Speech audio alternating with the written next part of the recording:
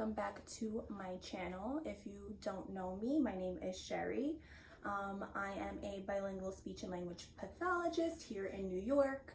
I recently just had a Zoom meeting with NYS for the grad program that I went to, and a lot of the grad students were asking questions that I asked when I was a grad student, and I've been getting like a lot of questions on my Instagram about this, so I figured that I would just talk through it really quick, and if there's any other specific questions, you guys can just DM me on my Instagram, and I'll leave it linked down below. I believe it's at sherry.bilingual.slp. So without further ado, let's get into it. Today I'm going to be talking about the New York State teaching license when you are a speech language pathologist that wants to work in a school. And then also I'll be talking about the bilingual extension if you would like to be a provider, a speech provider in both languages, in English and Spanish, or whatever language it is that you speak, Cantonese, Mandarin, Portuguese, Italian, anything. So I figured I would start with the teacher certification. So in New York, if you don't live in New York, this video might not be very applicable to you. New York is one of those states where it's very strict on all of the qualifications that you need in order to provide services in a school. So the teaching license here in New York for a speech pathologist is called the TSLD, T-S-S-L-D, and it stands for Teacher of Students with Speech and Language Disabilities. I'm going to share some things that I wish I knew when I was in grad school or even in undergrad, because a lot of this stuff and a lot of these coursework and these exams that you need to take or do can be done in undergrad when your course load isn't as heavy, you know, before you get into grad school and you're doing externship and you're juggling jobs and it's a million things that you're doing. So I feel like if you're an undergrad, this is even an undergrad that lives in New York, this is also very beneficial to you. So let's get into it. So I have my little notes written down here, so if you catch me looking down, that's what I'm looking at. So the first thing that I wrote down for the TSLD certification is that you need to take some education courses, whether these education courses be at the undergraduate level or the graduate level. So the courses that you absolutely need to take are a Foundations of General Education and a Foundations of Special Education. For me, I live in New York, but I took these courses through Eastern New Mexico University just because they were a lot cheaper than the private graduate program that I was in, so I took those there. Something to keep in mind, I'm not 100% sure about this, but I remember my professors mentioning, if you take an undergraduate course, education course, it won't translate to as much money when you are a speech pathologist within a school. Because once you have a master's plus 30 credits, so it's a master's plus 30 credits, I believe at the graduate level, you get a pay increase. Not sure about how that works. I took undergraduate courses. I have peers that took graduate courses. I just wanted to do what was absolutely easiest for me to get this certification.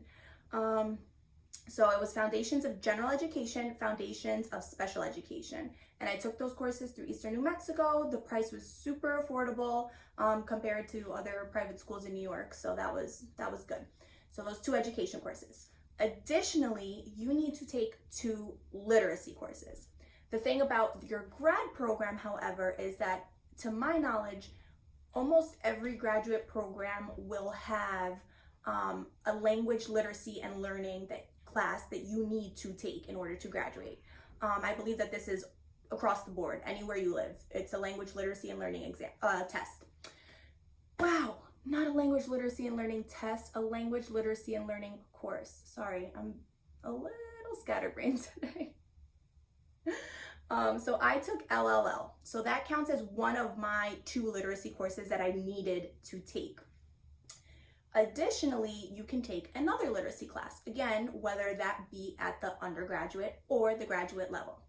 For me, I'm always trying to find loopholes, so I found out that in New York, you can take a CLEP exam, and you can CLEP out of the course requirement. So basically, that is, you take the test, and that test says, okay, you don't need to take the class, you have enough proficiency, you have enough understanding of the material, to get the credits.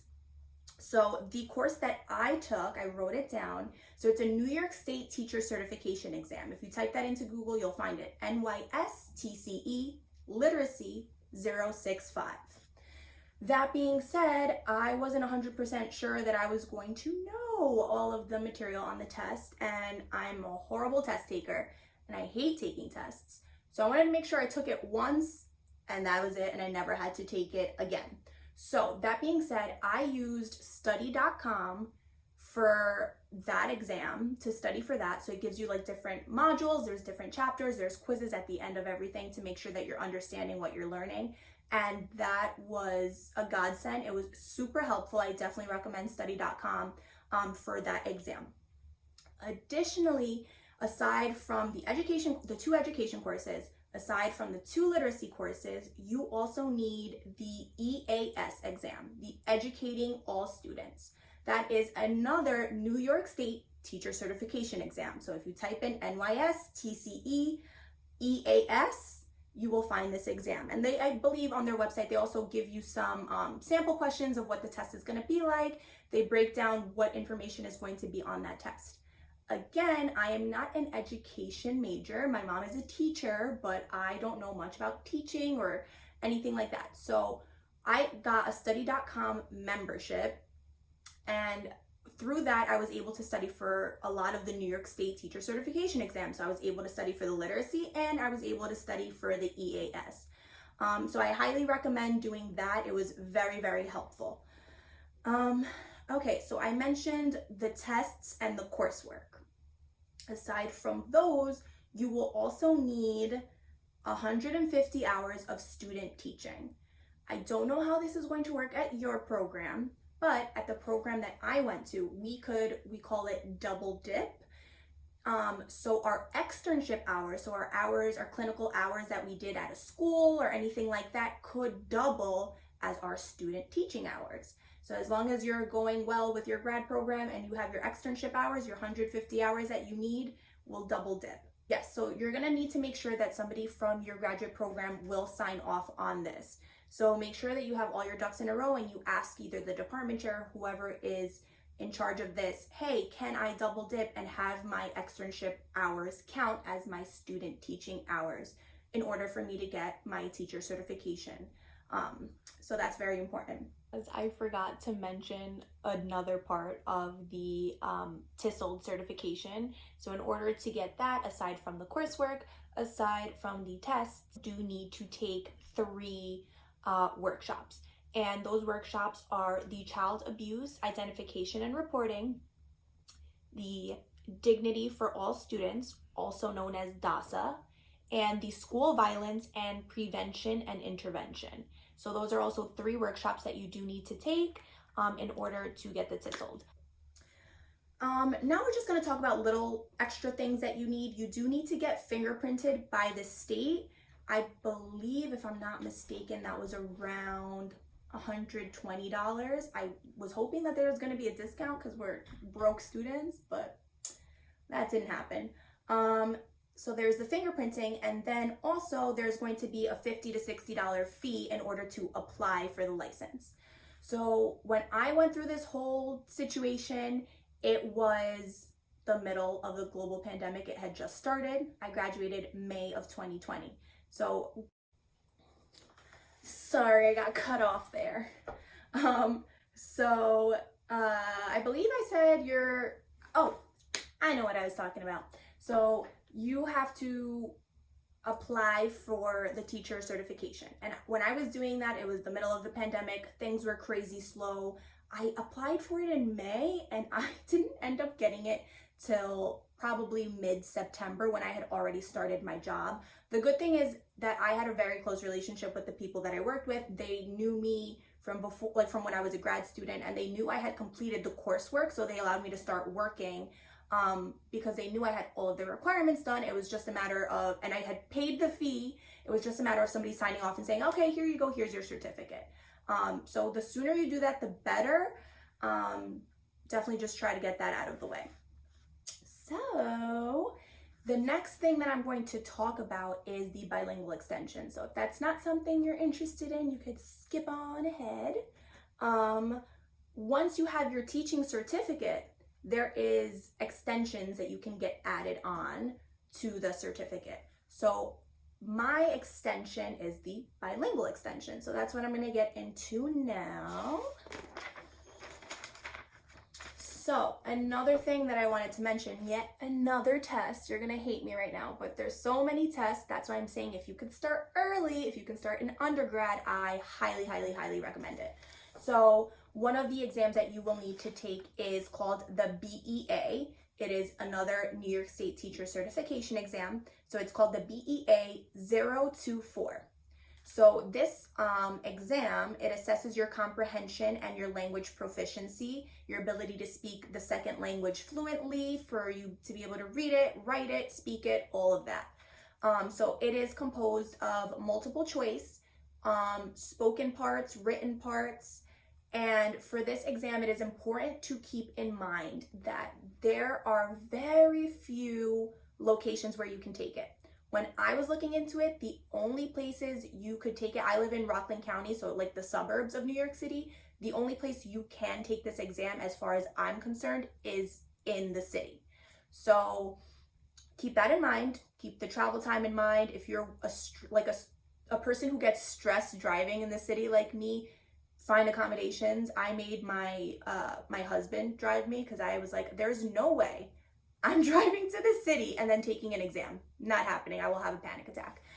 So he drove me in, and that was amazing. But also keep in mind that the appointments for this exam are extremely scarce. So I remember when I was trying to sign up for it, there was no exams for like another 6 months. I was like, oh my gosh, but I have so much time now. I want to take it now. But that's the only time that they were offering it. So the appointments are very scarce. If you are able to schedule one, schedule it and start preparing ASAP for that. I get a lot of questions about bilingual people asking, like, was it hard? I didn't think so. I thought it was pretty straightforward, but I am a fluent bilingual English-Spanish simultaneous bilingual. So I've been speaking English and Spanish since I was born. I was very, very fortunate to travel to the Dominican Republic almost every summer when I was a child. I attended some school. My undergrad degree, my bachelor's degree, is in Spanish. So I have gotten professional help in writing and speaking and things like that. But I did find it fairly easy, and I think you guys can ace this. It's definitely doable, and it's worth it. So the bilingual proficiency exam is something that you need if you want to get your bilingual extension certificate. That's just one component. There are other things you need to do. So the test aside, there is some coursework that you need to do. So mine that I did was, I went to Teachers College of Columbia University. I signed up for the in-person schooling, so I was supposed to be going in person to Teachers College, and unfortunately with the pandemic, everything was shut down, so everything was online via Zoom, live classes, things like that. But I enjoyed it. It was amazing. So just to tell you a little bit about the bilingual extension program, it started for me in May. So it actually started a week before I even graduated grad school. So I kind of overlapped with grad school in the bilingual extension program. So it started in May, and there's a 3-credit course. And once that course finished, it was for a couple of months. Then I think we had a couple of weeks to a month off, and then the next course started. So it's 2 3-credit courses. And for those 2 3-credit courses, it is about $7,000 to complete that extension. Just something to keep in mind. So again, May to December. And the way it's structured for me, for the in-person, was 1 weekend per month.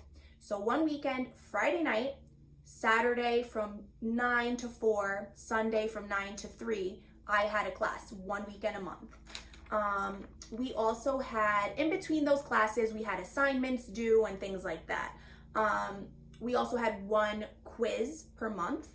And typically every weekend was taught by a different professor. So that was really, really cool to get to learn from a bunch of different perspectives, people in different fields and different areas of speech, all teaching. their knowledge about, bilingualism. There was, I believe, a professor that was a teacher. There was a professor that is a sociolinguist.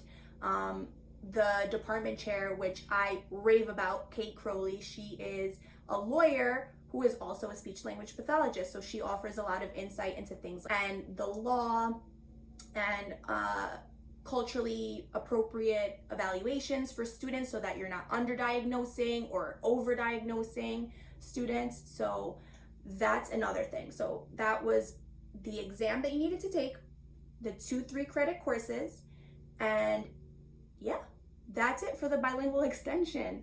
It is a lot of work. I'm not gonna lie, the way the class was structured. What did I have to do? I had to do 3 bilingual evaluations during the program. And then I also needed 50 hours of providing bilingual services to children. So in my job, I work for early intervention. My caseload is primarily Spanish speaking. I work in an area that's highly diverse. So I want to say majority of my caseload, with the exception of 4 students, is bilingual. So I easily got those 50 hours of bilingual providing. And among those, there's also other assignments along the way, continuing education units that you're required to take, and other assignments. And it's a great program, and I highly recommend it. So if there are any other questions that you have, feel free to reach out on my Instagram. It's actually really funny. I was just thinking about this the other day. Let me set this down.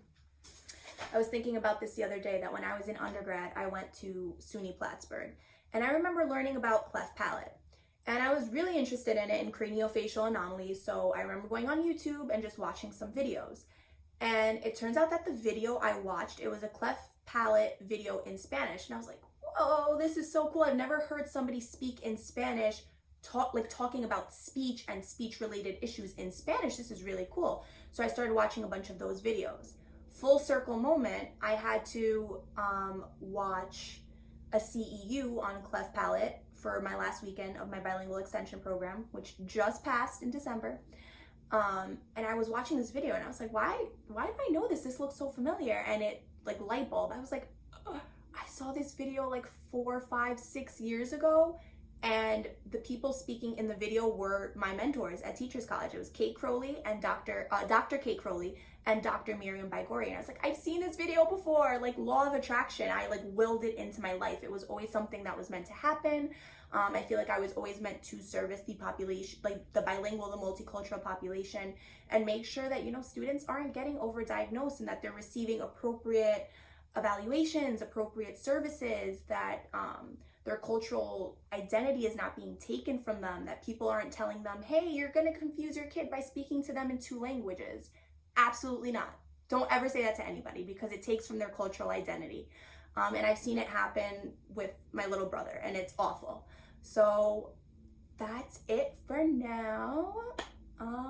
Yeah. Thanks so much for watching.